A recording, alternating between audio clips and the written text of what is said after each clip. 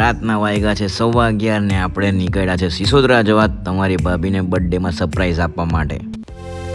મારી 2 સાડીઓ અને તમારા ભાઈ આ બધું આયોજન કરેલું છે સરપ્રાઈઝનું.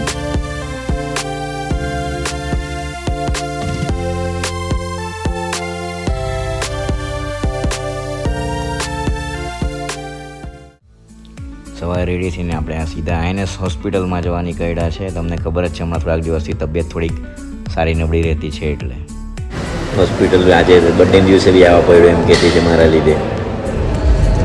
નવસારીમાં રિપોર્ટને એવું કરાવીને આપણે આ સીધા સુરત જવા માટે નીકળ્યા છે. ત્યાં એક ઓળખીતા છે હોસ્પિટલમાં એટલે ત્યાં એમ કહી કે રિપોર્ટ બતાવીએ એમ કરીને.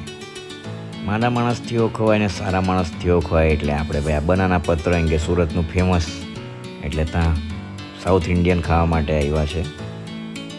સુરત જવાનું થાય તો અચૂક જજો, ફૂલ ઓન રેકમેન્ડેડ.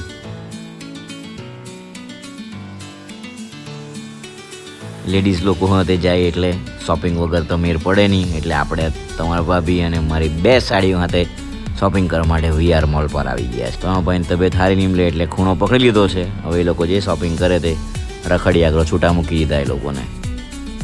ચાલો તમને કંઈ નવું બતાવું. જો ભાઈ અહીં દિમાગ ભાડે મળે છે. જોયું ભાઈ માર્કેટમાં હું નવું લાવે લોકો. બર્થડેવાળાને જ કામે લગાડેલા છે ભાઈ. ઘરે આવતા રસ્તા મેડિકલ પરથી ટોપલો બંને દવા લીધી છે. 1-2 મહિના સુધી હવે દવા પર જ જીવવાનું છે.